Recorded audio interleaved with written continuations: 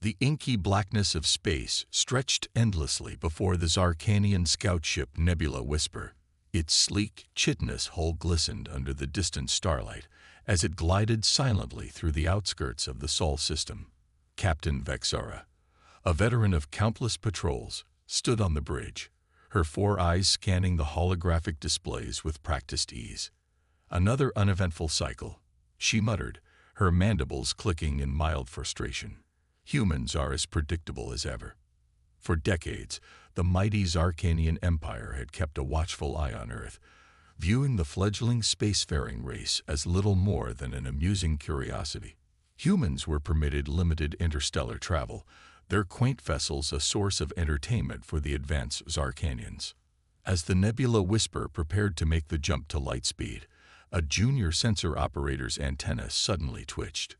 "Captain, anomalous reading at bearing 227 Mark 045. Vexara's head swiveled sharply. "Specifics, Operator Zenthal." "Now." Zenthal's claws danced across the control panel.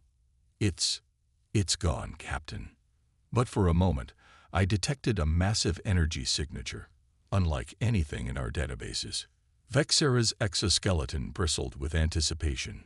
"Plot an intercept course. Full stealth mode." The Nebula Whisper banked gracefully, its advanced cloaking technology rendering it virtually invisible to all known detection methods. As they approached the coordinates of the anomaly, the bridge crew fell silent, straining their senses. Suddenly, the ship shuddered violently. Alarms blared as emergency lights bathed the bridge in an eerie red glow. "Status report," Vexara barked, her lower arms gripping the command chair tightly. "We've collided with something," the navigation officer reported, confusion evident in her voice. "But there's nothing on our sensors." As if in response to her words, space itself seemed to ripple before them. The crew watched in awe as a colossal structure shimmered into existence, a behemoth of metal and energy, dwarfing their scout ship. "By the first egg," Vexara whispered, her eyes wide with disbelief. "It's a carrier, a human carrier." The massive ship hung in space, its hull adorned with strange symbols and what appeared to be launching bays for thousands of smaller craft. It radiated power and technological sophistication far beyond what the Zarkanians had believed humans capable of.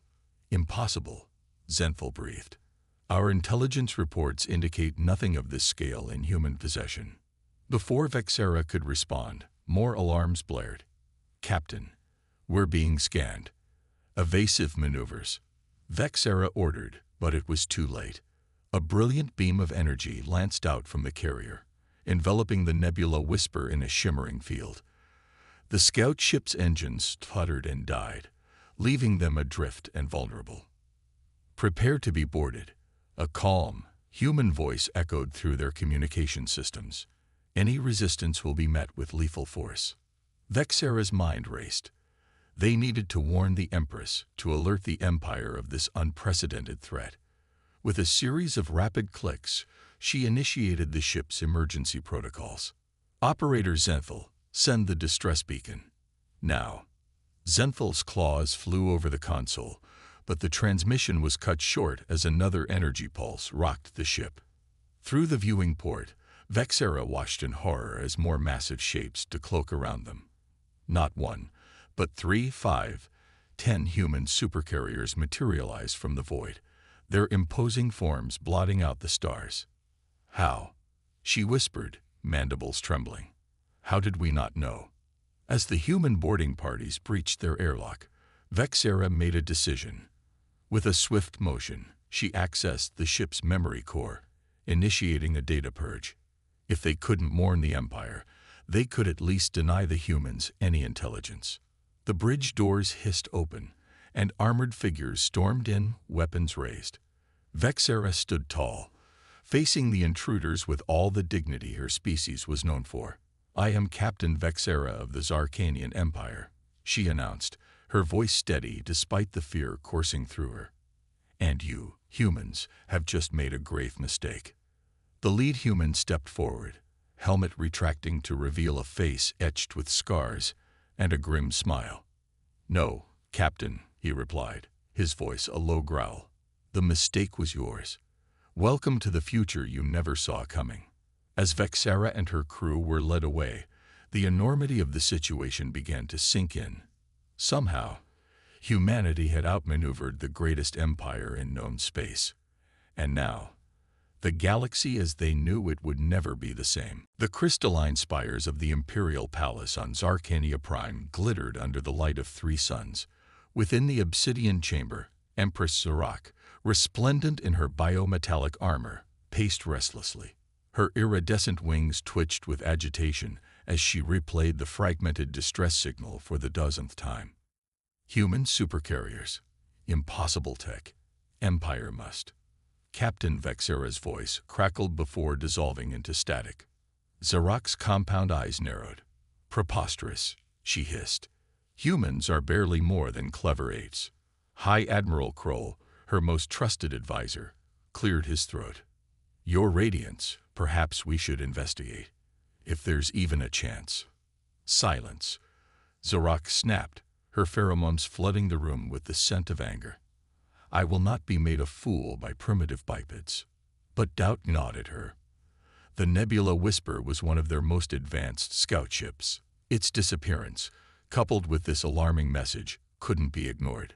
"Prepare my personal battlecruiser," she commanded. "We leave for Sol immediately." Hours later, cloaked in the most sophisticated stealth technology the Empire possessed, Zorak's ship, the Sovereign's Wrath, slipped into Earth's solar system. As they approached the blue planet, tension hung heavy in the recycled air of the bridge. "Scan for anomalies," Zorak ordered, her exoskeleton gleaming under the harsh lights. Sensor operators worked feverishly, their antennae twitching as data streamed in. Suddenly, one of them let out a startled chirp. "Your Radiance.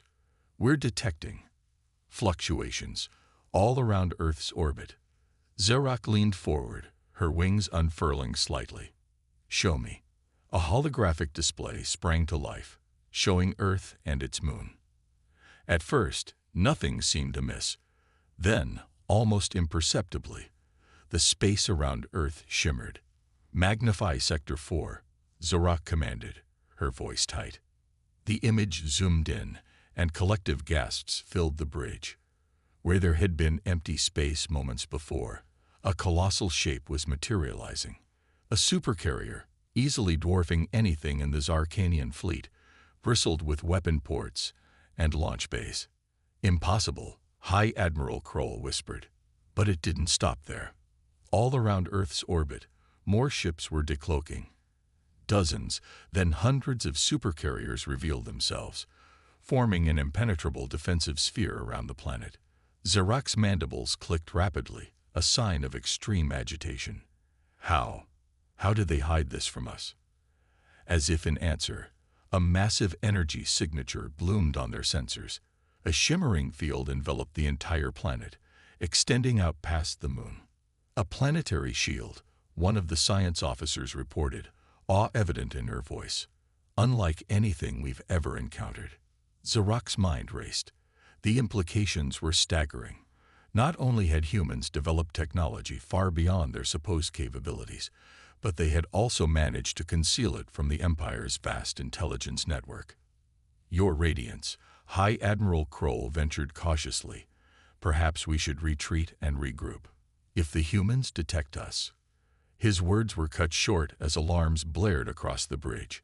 On the holodisplay, a dozen human supercarriers were breaking formation, heading directly towards them. "Impossible," Zorak snarled. "We're cloaked." The lead human ship suddenly opened a communication channel. A grizzled human face appeared on screen, his eyes hard as steel. "Empress Zorak," he said, his tone unnervingly calm. "We've been expecting you. Your stealth technology is impressive, but outdated by our standards. We suggest you power down your weapons and prepare to be escorted to Earth for diplomatic discussions." Fury and fear warred within Zorak. How had centuries of Zarkanian superiority been so swiftly and thoroughly appended? With a gesture, she cut the transmission. "Battle stations," she hissed. We will not be dictated to by mammals. As the Sovereign's Wrath's weapons powered up, Zarak glared at the approaching human fleet. One thought consumed her. The galaxy would burn before she let humanity supplant the Zarkanian Empire. Little did she know, the true extent of Earth's power was yet to be revealed, and the coming conflict would reshape the very fabric of galactic civilization. The tension aboard the Sovereign's Wrath was palpable as Empress Zarak's flagship hung in space, surrounded by a dozen human supercarriers. The Empress's mandibles clicked furiously as she assessed her options. "Your Radiance," High Admiral Kroll whispered. "We're outgunned and outnumbered. Perhaps diplomacy." "Silence," Zarak hissed. Her compound eyes glittered with determination. "We are Zarkanian. We do not bow to lesser species." With a swift motion, she activated the ship's communication array. The grizzled human commander's face reappeared on the main view screen. "Listen well, human," Zarak began, her voice dripping with imperial authority. "I am Empress Zarak, sovereign of 1,000 star systems. Your pitiful fleet is but a fraction of the might I can bring to bear. Stand down now, or face annihilation." The human's expression remained impassive. "Empress," he replied calmly, "I am Admiral Chen of the Terran Defense Force. We have no desire for conflict, but we will not be intimidated. Perhaps a demonstration is in order." Before Zarak could respond, the view screen split. One half showed a live feed of a distant asteroid belt. The other half displayed a tactical readout of the Sovereign's Wrath. "Observe," Chen said. A pencil-thin beam of light lanced out from one of the human carriers. In an instant, the largest asteroid, easily the size of a small moon, vanished in a blinding flash. Simultaneously, every system on the Sovereign's Wrath flickered. Weapons, shields, even life support momentarily faltered. "Holy Hive," Kroll gasped. "They could have destroyed us at any moment." Zarak's exoskeleton paled, but her voice remained steady. "Parlor tricks won't save you, human. Even now, our vast armada approaches. You've revealed your hand too soon." Chen's lips curled into a small smile. "Have we?" He nodded to someone off-screen. Suddenly, space itself seemed to ripple around them. Massive structures began to materialize in Earth's orbit, orbital defense platforms, each easily the size of a small city. "Great Egg," one of Zarak's officers breathed. "There are hundreds of them." Chen continued, his voice level. "Empress, we've known about your approaching armada for months. In fact," he paused, checking a data readout. "They should be dropping out of hyperspace right about now." As if on cue, space tore open in multiple locations. The Zarkanian armada, thousands of ships strong, emerged from hyperspace, directly into a prepared killbox. Zarak watched in horror as her fleet, the pride of the Empire, found itself surrounded on all sides by human forces that seemed to materialize from nowhere. Carriers, destroyers, and those monstrous defense platforms had her armada completely outgunned and outmaneuvered. "This is impossible," Zarak whispered, her wings drooping in disbelief. "Not impossible, Empress," Chen replied. "Just improbable. We've spent decades preparing, hiding our true capabilities. Today that ends. We're no longer content to play the role of a subservient species." Zarak's mind raced. How had humans hidden this level of technological advancement? The implications were staggering. If they could cloak entire fleets and orbital installations. "What do you want?" she finally asked, her voice hoarse. Chen's expression softened slightly. "Peace, Empress. On equal terms. The galaxy is vast, with room enough for both our civilizations to thrive. But the days of Zarkanian supremacy are over." For a moment, Zarak considered ordering her fleet to attack. It would be a glorious last stand, spoken of for generations. But as she looked at the faces of her crew, saw the fear and uncertainty in their eyes, she knew she couldn't condemn them, and countless others, to death. With a heavy heart, she made her decision. "Very well, Admiral Chen. Let us talk." As negotiations began, Zarak couldn't shake the feeling that this was just the beginning. Humanity had outmaneuvered the greatest empire in known space, and the galaxy would never be the same. Little did she know, forces beyond either human or Zarkanian understanding were stirring, awakened by the sudden shift in the cosmic balance. The true test for both species was yet to come. As negotiations dragged on aboard the neutral space station Harmony, Empress Zarak seethed with barely contained rage. The talks were a farce, a way for the humans to gloat over their technological superiority. But Zarak had not ruled the galaxy's greatest empire by admitting defeat so easily. In her private chamber, she activated a quantum-encrypted channel. "Execute Operation Trojan Horse," she hissed to a shadowy figure on the screen. "Bring these upstart apes to their knees." Across the solar system, sleeper agents embedded in human society years ago sprang into action. Their target, Earth's supposedly impenetrable defense network. On Mars colony, Dr. Ilara Voss, a respected xenobiologist, slipped away from her lab. Her human disguise was flawless, the product of years of Zarkanian bioengineering. She made her way to a restricted area housing the colony's main defense grid. Meanwhile, on Earth, in the heart of Terran Defense Force headquarters, Lieutenant Commander Jack Harper prepared for his night shift.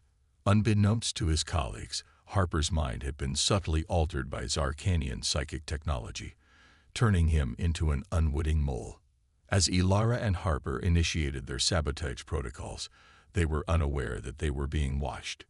In a hidden bunker deep beneath the Pacific Ocean, General Sofia Alvarez of Terran Counterintelligence observed multiple holographic displays. "Right on schedule," she murmured. "Initiate Operation Echo." Across human-controlled space, carefully crafted disinformation began to flow through channels the Zarkanians thought secure. False weaknesses in Earth's defenses, exaggerated reports of internal strife among human leadership, all designed to lure the Empire into a trap. Back on the Harmony station, Admiral Chen sat across from Empress Zarak, his face a mask of diplomatic neutrality. "Perhaps we should take a recess," he suggested, noting the Empress's agitation. Zarak's mandibles clicked in what passed for a Zarkanian smile. "An excellent idea, Admiral. I find I need to consult with my advisors." As soon as she returned to her quarters, Zarak received an encrypted transmission. "Your Radiance," the Zarkanian spymaster's voice crackled.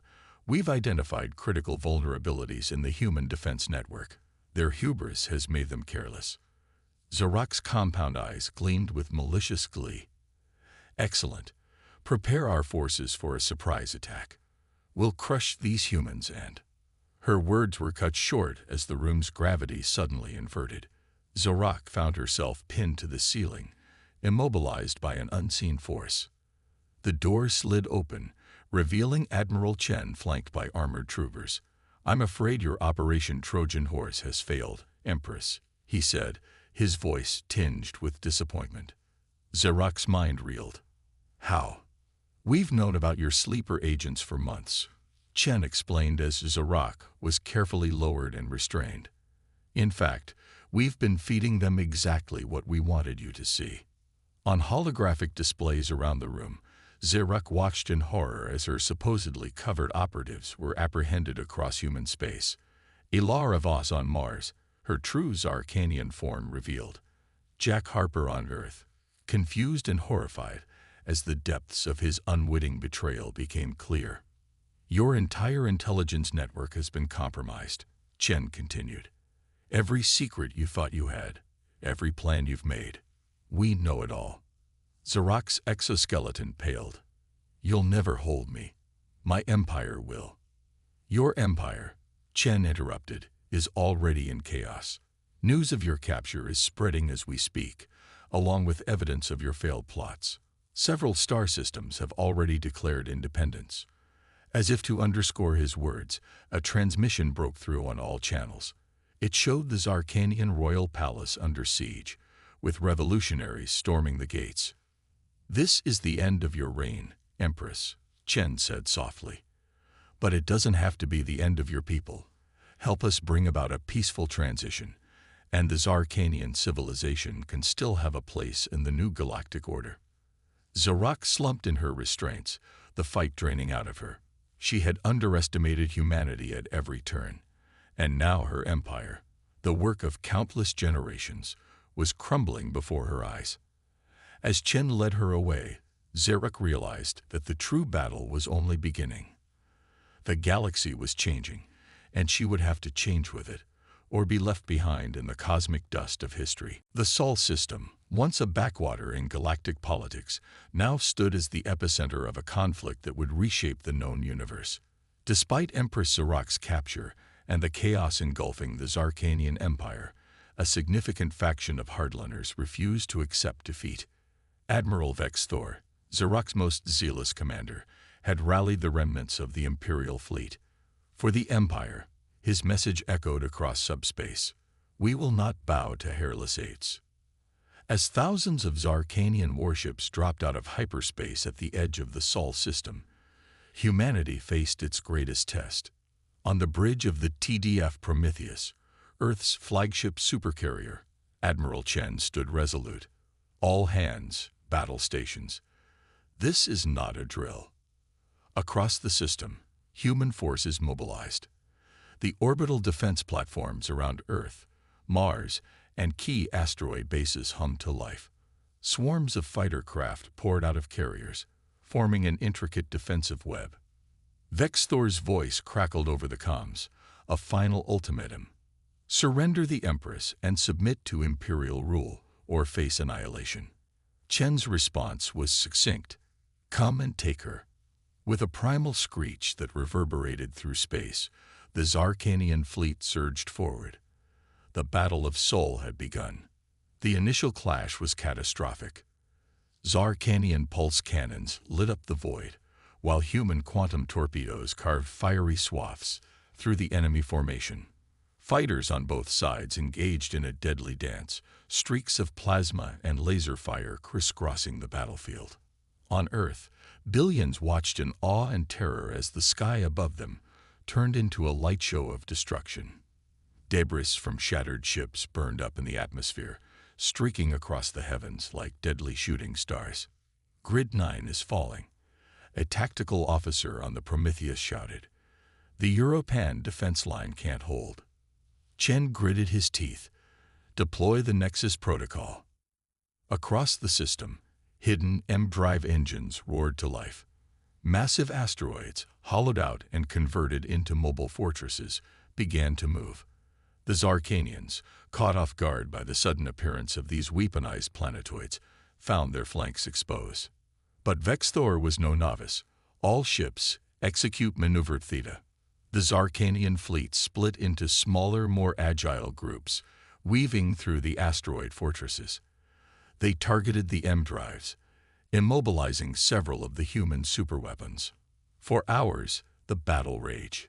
Space itself seemed to warp and twist as exotic weapons tore holes in reality. Quantum entanglement fields caused entire squadrons to vanish and reappear light minutes away. Chronobombs trapped pockets of space and time loops, dooming ships to relive their destruction eternally. On Mars, Dr. Ilara Voss, the captured Zarkanian spy, watched the battle unfold with a mix of horror and fascination. "Such destruction," she whispered. "Is this truly the legacy of both our peoples?" Her human guard, Lieutenant Sarah Connor, responded grimly. "Sometimes you have to break things to build something better." Back on the Prometheus, Chen received a priority alert. "Sir, Vex Thor's flagship has broken through. They're on a direct course for Earth." Chen's eyes narrowed. This was the moment he prepared for. Execute Operation Singularity. Across the hull of the Prometheus, hidden panels slid open. A web of exotic particles began to form around the ship, distorting space-time itself. "All hands," Chen's voice rang out, braced for trans-dimensional jump. In a blinding flash, the Prometheus vanished from its position, only to reappear directly in the path of Vex Thor's flagship. By the first egg, Vex Thor gasped, realizing too late the trap he'd fallen into. The two titans of space collided in a spectacular fusion of matter and energy. As the Prometheus's quantum core breached, it created a localized singularity, dragging both ships into oblivion. In that instant, the tide of battle turned. Seeing their leader vanish into a man-made black hole, the Zarkanian fleet's morale crumbled. Hours later, as the last pockets of resistance were mopped up, the Sol system fell silent. The cost had been immense, but humanity had prevailed. As news of the victory spread, a new era dawned. But in the shadows of celebration, ancient forces stirred, awakened by the cosmic disturbances of the battle. The true test of both species was yet to come. In the aftermath of the Battle of Sol, the galaxy held its breath. The defeat of the Zarkanian armada sent shockwaves across the cosmos, igniting a spark of hope in countless oppressed worlds.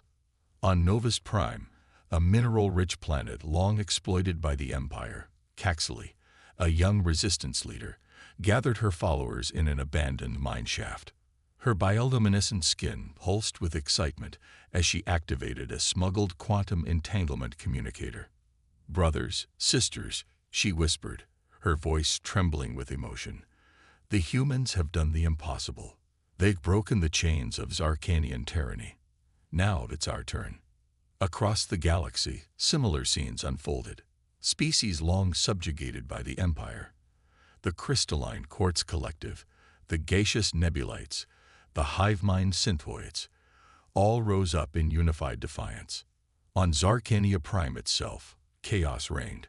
With Empress Zorak in human custody and Admiral Vexthor presumed dead, the power vacuum sparked a brutal civil war. Imperial loyalists clashed with reformists in the streets of the capital, their battles illuminated by the eerie glow of burning spires. Dr. Ilara Voss, the former Zarkanian spy, found herself in an unexpected position. Her unique perspective, having lived among both humans and Zarkanians, made her invaluable to Earth's efforts to stabilize the region. The Empire's strength was also its weakness, she explained to a joint human-Zarkanian council. Centralized power, ruthlessly enforced. With that structure crumbling, we're seeing centuries of repressed cultural identities resurface. Admiral Chen, who had miraculously survived the Prometheus's destruction thanks to last-second emergency teleportation, nodded gravely. "We've opened Pandora's box. If we don't manage this carefully, the entire sector could descend into anarchy." Earth's leadership faced a monumental decision. Do they actively intervene in the growing galactic civil war, or allow the newly liberated species to forge their own paths, for better or worse? The debate raged for days, but ultimately, a middle path was chosen. Operation Guiding Light was born, a mission to provide support and resources to emerging democracies across the former empire, without directly controlling their development. Fleets of human ships, now repurposed for humanitarian aid, spread across the stars. They brought food, medicine, and perhaps most crucially, information.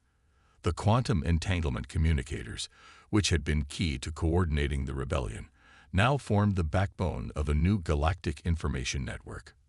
But not all welcomed Earth's aid.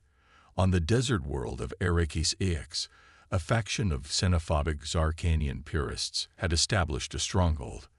Led by the charismatic Drovaks, they saw humanity's rise as an existential threat to their species.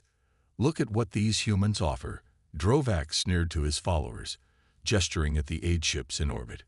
"Comfort, ease, weakness. They would have us forget our warrior heritage, become soft like them. We must resist." As pockets of resistance like this grew, Earth faced a new challenge: how to promote peace without becoming the very oppressors they had overthrown. The solution came from an unexpected source.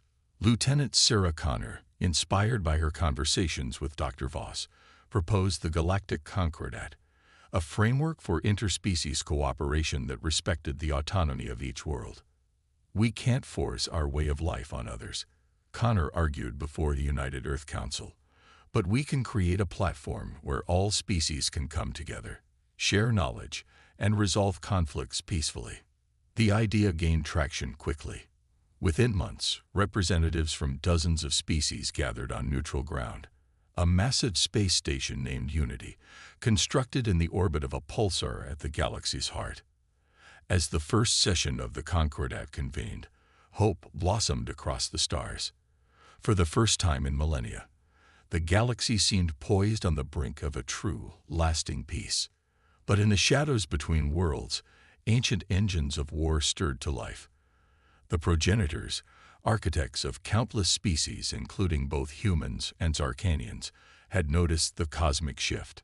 Their long-dormant monitoring stations began to awaken, assessing whether their creations were ready for the next phase of evolution, or ripe for harvest. As the newly united galaxy celebrated its hard-won freedom, it remained blissfully unaware of the trials yet to come. The true test of their unity loomed on the horizon, unseen but inevitable. The newly formed Galactic Concordat faced its first major crisis sooner than anyone anticipated. As representatives from across the galaxy debated trade agreements and cultural exchange programs aboard Unity Station, an urgent transmission cut through all channels. Empress Zorak, who had been under house arrest on Earth, appeared on screens throughout the station. Her normally immaculate exoskeleton was scuffed, her compound eyes wild with a mixture of fear and determination. "People of the galaxy," she began, her voice trembling, "I come to you not as an empress, but as a harbinger of doom. In my desperation to reclaim power, I've unleashed a force beyond our comprehension." The chamber erupted in chaos as Zorak explained. During her captivity, she had managed to send a coded message to a secret Zarkanian research facility hidden in the heart of a dying star.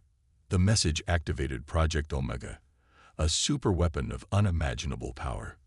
"It was meant to be our ultimate deterrent," Zorak continued, "a way to destroy entire star systems if the Empire ever faced total defeat.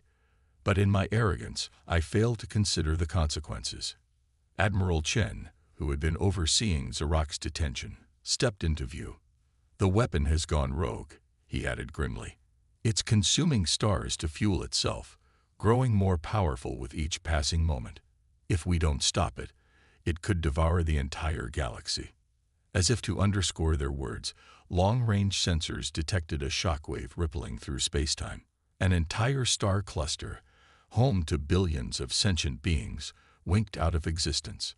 The Concordat erupted into panic. Old rivalries resurfaced as species accused each other of complicity in the weapon's creation. For a moment, it seemed the fragile peace would shatter. But from the chaos, an unlikely voice rose. Dr. Ilara Voss, the former Zarkanian spy turned peacemaker, took the floor. "We don't have time for blame," she insisted, her voice cutting through the din. "Every moment we waste in argument is another life lost to this abomination. We must unite, now more than ever, or face extinction together." Her words struck a chord. One by one, representatives pledged their support to a desperate plan. A joint task force was assembled, combining the best minds and technologies from across the galaxy. The plan was audacious. Using a combination of human quantum drive technology and Zarkanian psychic amplifiers, they would create a trans-dimensional corridor directly to the heart of the Omega weapon. A small team would then infiltrate the construct and attempt to shut it down from within. As preparations were made, an uncomfortable truth became clear. The mission was likely a one-way trip. Whoever went would be facing near-certain death. In a moment that would be remembered for generations, Empress Zorak stepped forward. "I created this monstrosity," she declared, her voice heavy with regret. "It's only fitting that I be the one to end it." Admiral Chen, his face etched with a mixture of respect and suspicion, nodded. "I'll go with you. To ensure the mission's success, and to make sure there are no more surprises." As the unlikely pair prepared for their mission, the rest of the galaxy held its breath. The Omega weapon continued its relentless advance, swallowing star after star, drawing ever closer to the heart of civilized space. The final hours before the mission were tense. Dr. Voss worked tirelessly with a team of xenobiologists to outfit Zarak and Chen with protective gear that could withstand the extreme conditions inside the weapon. Engineers from a dozen species fine-tuned the quantum corridor technology, knowing that the slightest miscalculation could send the team into oblivion. As Zarak and Chen stepped onto the launch platform, a hush fell over the assembled crowd. Enemies turned allies. They stood together, embodying the hope of trillions. "Ready?" Chen asked, his hand hovering over the activation switch. Zarak's mandibles clicked in what might have been a smile. "For redemption. Always." With a blinding flash, they vanished into the quantum corridor. As the light faded, Dr. Voss looked out at the sea of anxious faces. Human, Zarkanian, and 100 other species. "Now," she said softly, "we wait and hope."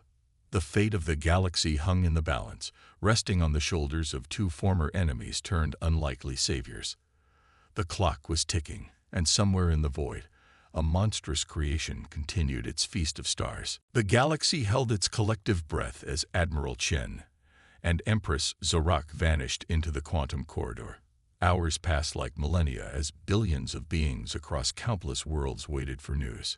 Aboard Unity Station, Dr. Ilara Voss paced nervously, her bioluminescent skin pulsing with anxiety. Suddenly, the station's sensors lit up like a supernova.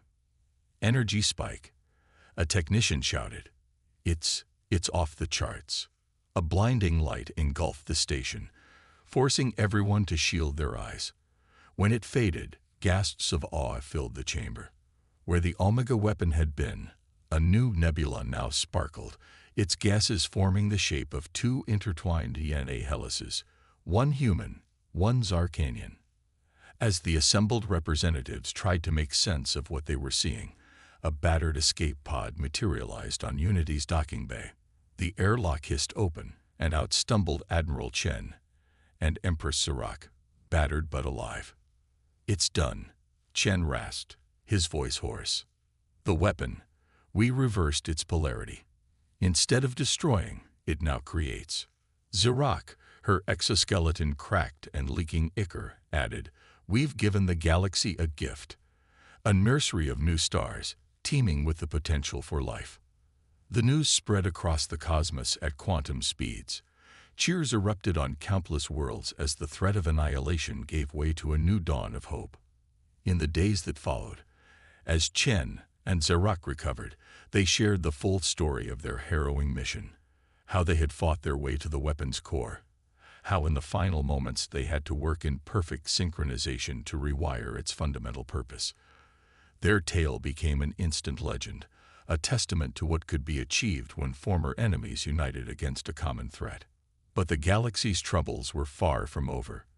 The power vacuum left by the Zarkanian Empire's fall had sparked countless smaller conflicts. Opportunistic warlords and would-be tyrants sought to carve out their own dominions. It was in this climate of uncertainty that Zarak made an unprecedented move. In a galaxy-wide broadcast, she formally dissolved the Zarkanian Empire. "For too long, we have imposed our will on others," she declared, her voice heavy with emotion. "It is time for a new way. I hereby abdicate my throne and pledge my support to a new galactic order, one of cooperation, not domination." The announcement sent shockwaves through the political landscape. Many Zarkanians felt betrayed, while others saw it as a chance for redemption. But it was Zarak's next words that truly changed everything.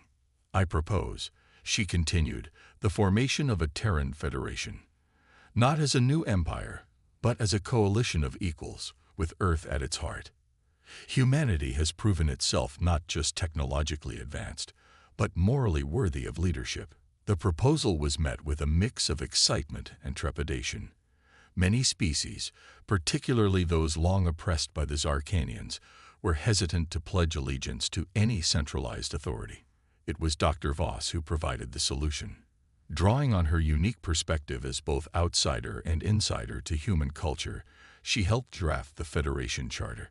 The document enshrined principles of self-determination, cultural preservation, and mutual defense, while establishing a rotating council to prevent any one species from dominating. Over the following months, world after world voted to join the Federation. The Quartz Collective brought their unparalleled computational skills. The Nebulites offered their mastery of plasma dynamics. Even a faction of reformed Zarkanians, led by Zarak, pledged their advanced biotechnology to the cause. As the first session of the Federation Council convened on Unity Station, optimism filled the air. Representatives from hundreds of species gathered, their differences celebrated rather than feared.